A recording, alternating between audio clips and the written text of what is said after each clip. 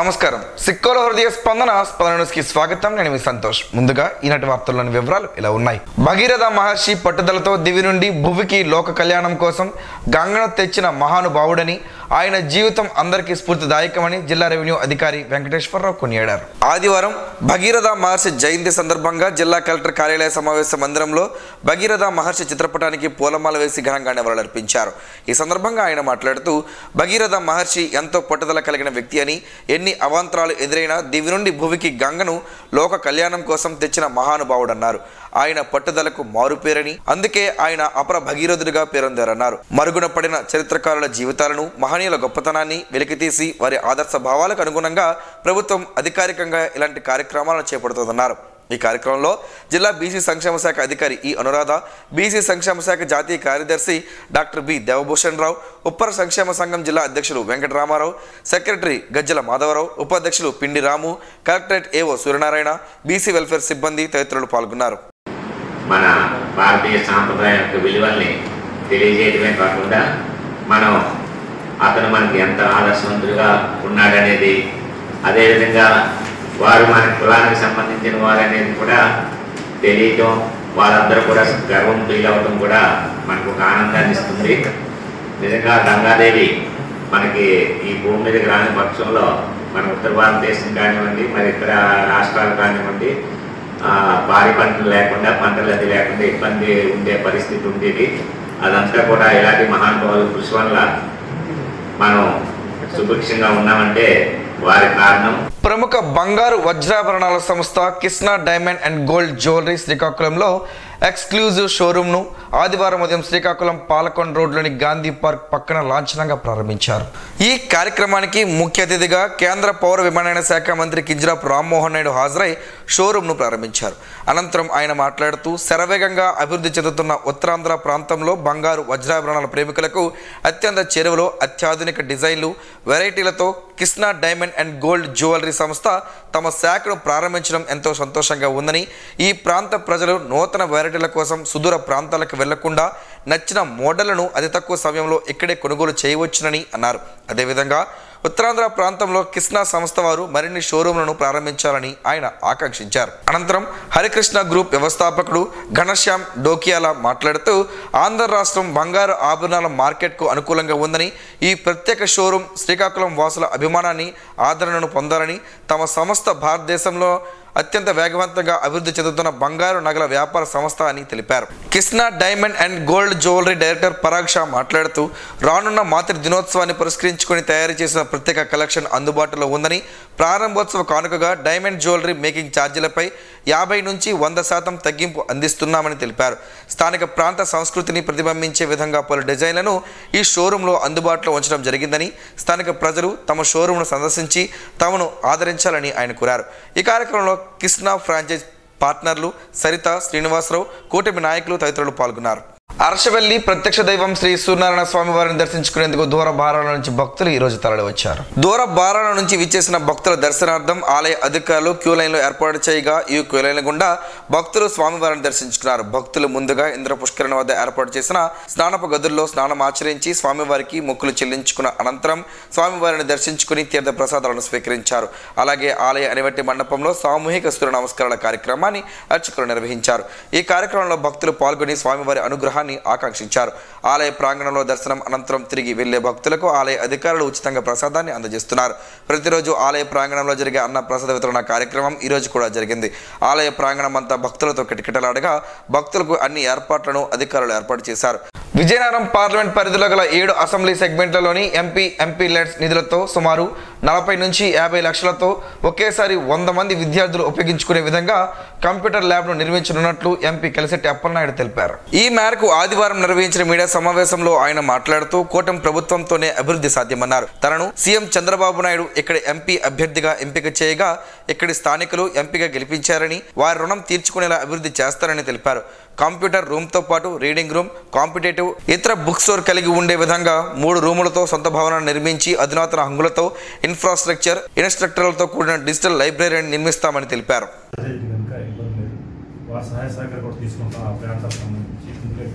Education మీద interest ఉంటే దాన్ని కూడా ప్లాన్ చేస్తాం. ఎందుకంటే బిల్డింగ్ కన్స్ట్రక్షన్ మనం చేయొచ్చు.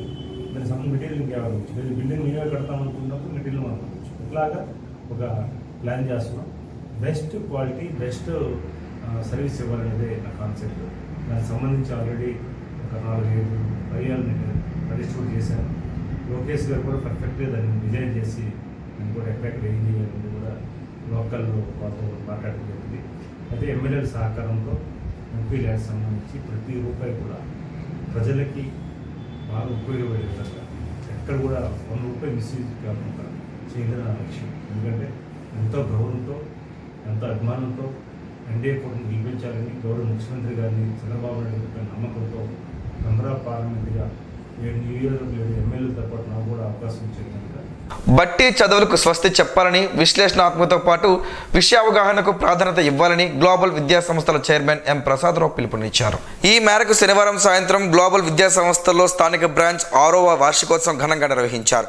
సందర్భంగా ప్రవేశ పరీక్షల్లో మంచి అకాడమిక్స్ ప్రతిభను కనబడిచిన విద్యార్థులను అభినందిస్తూ వేర్వేరు సంస్కృతి కార్యక్రమాల్లో పాల్గొన్న విద్యార్థులకు అభినందనలు తెలిపారు. అనంతరం ఆయన మాట్లాడుతూ బేసిక్ కాన్సెప్ట్ అప్లికేషన్ మెథడ్లో టీచింగ్ అందించడం ద్వారా గత 3 ఏళ్లుగా శ్రీకాకుళం జిల్లాలో గ్లోబల్ విద్యార్థులు టాప్ ర్యాంకర్లుగా నిలుస్తున్నట్లు చెప్పారు.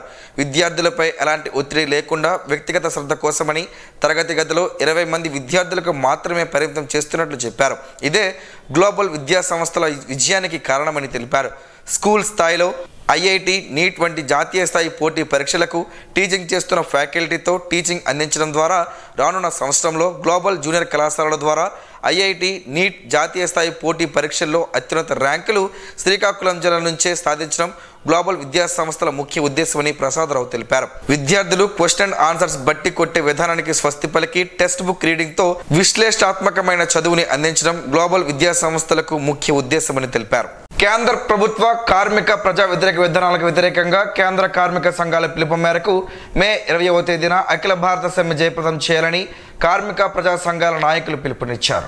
మే 20న సమ్మె జయప్రదంకై కార్మిక ప్రజా సంఘాలు జిల్లా సమావేశం సిఐటియు జిల్లా కార్యాలయంలో ఆదివారం జరిగింది. ఈ సమావేశంలో వివిధ కార్మిక ప్రజా సంఘాల నాయకులు మాట్లాడుతూ బ్రిటిష్ కాలం నుండి పోరాడి సాధించుకున్న కార్మిక చట్టాలను మోడీ నాయకత్వంలోని కేంద్ర ప్రభుత్వం పెట్టుబడిదారీ ప్రయోజనాల కోసం 4 లేబర్ కోడ్లుగా మార్చివేసిందన్నారు.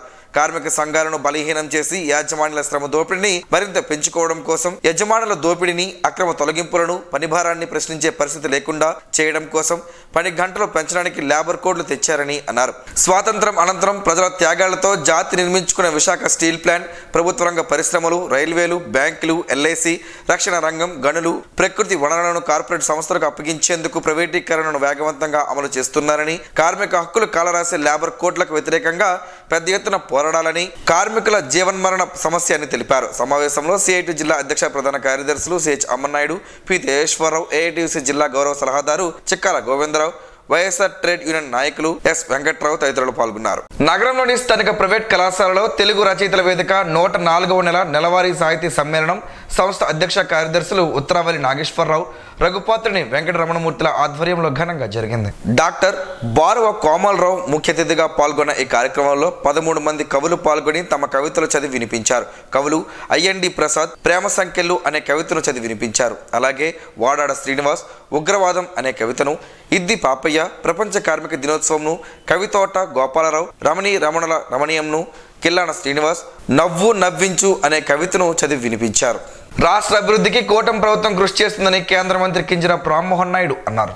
జిల్లాలో పలు అభివృద్ధి పనులకు కేంద్ర మంత్రి కింజరాపు రామ్మోహన్ నాయుడు శనివారం శంకుస్థాపనలు చేశారు. బోర్జపాడు వంతెన, డొంకూరు బారువ పొట్టి గ్రామాల రోడ్డుపై వంతెన నిర్మాణం, బారువ మొలపొలం రోడ్డుపై కొండరేవు డెక్కెపై వంతెన నిర్మాణ పనుల శంకుస్థాపన కార్యక్రమాల్లో ఆయన పాల్గొన్నారు. వీటి అంచనా విలువ సుమారు 17 కోట్ల రూపాయలు. అలాగే సోంపేట మండలంలోని కొండిరేవు, ఉప్పుటేరు వంతెనను ప్రారంభించారు. ఈ సందర్భంగా కేంద్ర మంత్రి రామ్మోహన్ నాయుడు మాట్లాడుతూ ఈ వంతెనల నిర్మాణం ద్వారా అనేక గ్రామాల మధ్య అనుసంధానం మెరుగుపడుతుందని, రవాణా సౌలభ్యం పెరుగుతుందని తెలిపారు. ముఖ్యంగా మత్స్యకారులకు ఇది ఎంతో ఉపయోగపడుతుందని, పండుగ కాలాల్లో రవాణా సమస్యలు తగ్గి ఉత్పత్తులు మార్కెట్కు సులభంగా చేరుతాయని పేర్కొన్నారు. దీనివల్ల గ్రామీణ ఆదాయ మార్గాలు మెరుగవుతాయని చెప్పారు. ప్రజలకు మౌలిక సదుపాయాలు కల్పించడమే తమ లక్ష్యమని, ఈ వంతెనల పనులు వేగంగా పూర్తి చేసి త్వరితగతిన ప్రజల వినియోగానికి అందుబాటులోకి తీసుకురావడంపై దృష్టి పెట్టినట్టు చెప్పారు. ఈ కార్యక్రమంలో స్థానిక ఎమ్మెల్యే, ప్రభుత్వ విప్ బెందాలం అశోక్, జిల్లా కలెక్టర్ స్వప్నిల్ దినకర్ పొన్కర్, ఇతర ప్రజాప్రతినిధులు, అధికారులు పాల్గొన్నారు. శ్రీకాకుళం నగరంలో జరుగుతున్న 4 నీట్ పరీక్ష కేంద్రాల వద్ద ఆదివారం పోలీసులు ఏర్పాటు చేసిన బందోబస్తు ఏర్పాట్లను జిల్లా ఎస్పీ కేవీ మహేశ్వర్ రెడ్డి పరిశీలించి పోలీస్ అధికారులకు, సిబ్బందికి విధి నిర్వహణపై పలు సూచనలు చేశారు. శ్రీకాకుళం పట్టణంలోని నీట్ పరీక్ష జరుగుతున్న పరీక్ష కేంద్రాలైన పాలిటెక్నిక్ కళాశాల, ఆర్జేయుకేటీ క్యాంపస్, కేంద్రీయ విద్యాలయం, ప్రభుత్వ ఆర్ట్స్ కళాశాలలను జిల్లా ఎస్పీ సందర్శించారు. జిల్లా ఎస్పీ ఆదేశాల మేరకు పరీక్ష ప్రశాంతమైన వాతావరణంలో నిర్వహించే విధంగా పోలీసులు పకడ్బందీ తనిఖీలు నిర్వహించి అభ్యర్థులను లోపలికి అనుమతించారు. మొబైల్ ఫోన్లు, ఎలక్ట్రానిక్ పరికరాలు, హ్యాండ్ బ్యాగ్, వాలెట్లు, చేతి గడియారాలు, ఇతర వస్తు సామాగ్రి పరీక్షా కేంద్రాలకు అనుమతించక పకడ్బందీగా బందోబస్తు విధులు నిర్వర్తించాలని పోలీస్ అధికారులు, సిబ్బందిని ఎస్పీ సూచించారు. పరీక్ష పూర్తయ్యే వరకు ప్రతి ఒక్కరూ అప్రమత్తంగా ఉండాలని అన్నారు. ఎలాంటి సంఘటనలు చోటు చేసుకోకుండా పరీక్షా కేంద్రాల వద్ద పకడ్బందీ ఏర్పాట్లు చేశామన్నారు.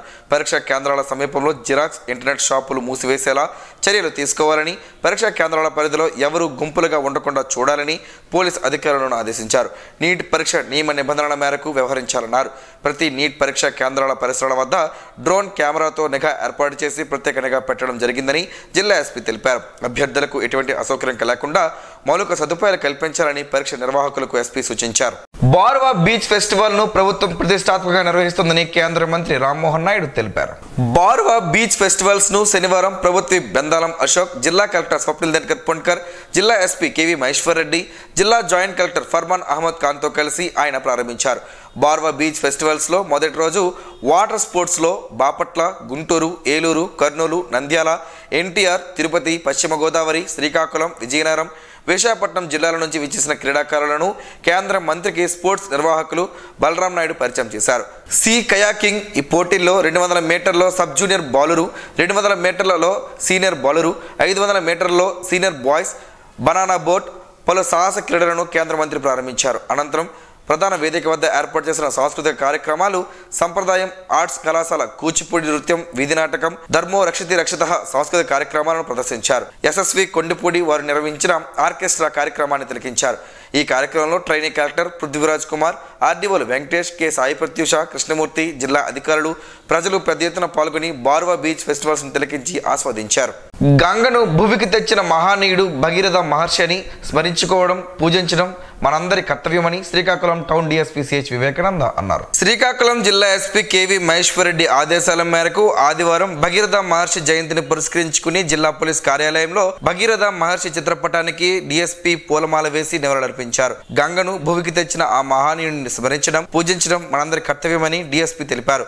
ఏదైనా సాధించాలనే పట్టుదలకు భగీరథ ప్రయత్నం ఒక స్ఫూర్తి అని డీఎస్పీ పేర్కొన్నారు. ఈ కార్యక్రమంలో CI Paidupu Naidu, RI K Narasingarao, police కార్యాలయ సిబ్బంది, పోలీస్ సిబ్బంది పాల్గొన్నారు. రణస్థలం మండల కేంద్రంలో కొత్తమ్మ తల్లి ఉత్సవాలు ఘనంగా ప్రారంభమయ్యాయి. రణస్థలం మండల కేంద్రంలో కొలువై ఉన్న స్థానికుల ఎలవేల్పు కొత్తమ్మ తల్లి, నీలమ్మ తల్లి, పైడి తల్లి అమ్మవారి ఉత్సవాలు ఆదివారం నాడు ఘనంగా ప్రారంభమయ్యాయి. లోక శాంతి కోసం ఏటా జరిగే ఉత్సవాలు గడిచిన కొద్ది సంవత్సరాలుగా జరగకపోవడం, ఆ నమ్మకాన్ని కొనసాగిస్తూ ఆదివారం నాడు ఘనంగా తిరిగి ప్రారంభం అవ్వడం పట్ల స్థానికులు ఆనందం వ్యక్తం చేస్తున్నారు. మహిళలు అందరూ ఘటాలు పట్టుకొని ఉత్సవాల్లో పాల్గొన్నారు. రణస్థలం సర్పంచ్ పిన్నింటి బానోజీ నాయుడు ఆధ్వర్యంలో 3 రోజుల పాటు ఉత్సవాలు ఘనంగా జరగనున్నాయని, స్థానికులు అందరూ ఈ ఉత్సవాల్లో పాల్గొని తరించాలని నిర్వాహకులు తెలిపారు. విద్యార్థులను కోరడ రమేష్ తమ సంస్థ ద్వారా ప్రోత్సహించడం చాలా అభినందనీయమని 31వ డివిజన్ టీడీపీ ఇన్ఛార్జ్ విభూతి సూరిబాబు కొనియాడారు. 10వ తరగతిలో అత్యధిక మార్కులు సాధించిన విద్యార్థులకు కోరడ రమేష్ తమ సంస్థ అంజయ్య మిక్చర్ల ద్వారా ప్రోత్సాహం అందించిన క్రమంలో 31వ డివిజన్ కు చెందిన నవ్యశ్రీకి 10వ తరగతిలో 581 మార్కులు సాధించిన నవ్యశ్రీని విభూతి సూరిబాబు చేతుల మీదుగా ప్రోత్సాహం అందజేసి అభినందనలు తెలిపారు. ఈ సందర్భంగా ఆయన మాట్లాడుతూ ఇదే స్ఫూర్తితో భవిష్యత్తులో మరెంతో ఉన్నత స్థానాలకు చేరుకుని సమాజానికి, తల్లిదండ్రులకు ఉపయుక్తంగా ఉండాలని సూచించారు. శ్రీకాకుళం జిల్లా Andhra Pradesh medical and sales representatives union ఆధ్వర్యాన special general body సమావేశం ఆదివారం స్థానిక కార్యాలయంలో నిర్వహించారు. ఈ సమావేశంలో ముఖ్య అతిథిగా ఏపీఎంఎస్ఆర్యు స్టేట్ సెక్రటేరియట్ మెంబర్ సత్యరాజు పాల్గొని మాట్లాడారు. మే 20న జరగబోయే అఖిల భారత సమ్మెను జయప్రదం చేయాలని పిలుపునిచ్చారు. మెడికల్ రిప్రజెంటేటివ్ సమస్యల పరిష్కారానికి పెద్ద ఎత్తున పోరాటం చేయాల్సిన అవసరం ఉందన్నారు. కార్యక్రమంలో సిఐటి రాష్ట్ర కార్యదర్శి P Tejeswara Rao, Srikakulam medical representatives union జిల్లా కార్యదర్శి దేవాది వాసుదేవరావు, అధ్యక్షులు ఎన్ మహేశ్వరరావు, ఉపాధ్యక్షులు ఆచారి ఎస్ రామ్, సంఘ సభ్యులు సభ్యులు పాల్గొన్నారు. చిరుధాన్యాలైన ఓదలతో పలు ఆరోగ్య ప్రయోజనాలు ఉన్నాయని ఆరోగ్య నిపుణులు చెబుతున్నారు. ఆ వివరాలేంటో ఈరోజు ప్రసారం అయ్యే ఆరోగ్యమే మహాభాగ్యంలో తెలుసుకుందాం.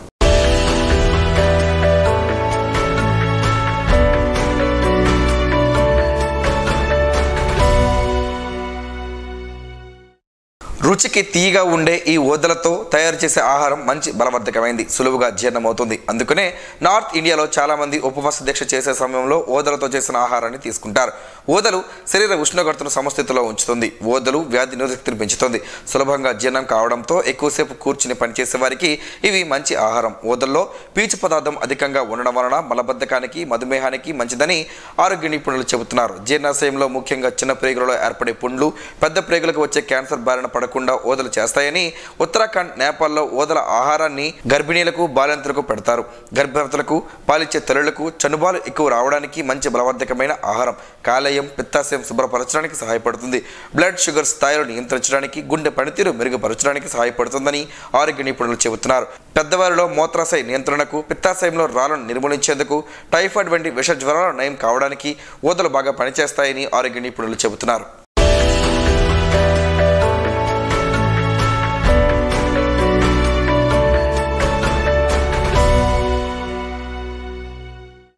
ఈ రోజు వార్తల్లో ఒక మంచి మాటను విందాం, ఆచరిద్దాం. సమాజ శ్రేయస్సును కాంక్షించే మహనీయుల మాటలోంచి ఈరోజు.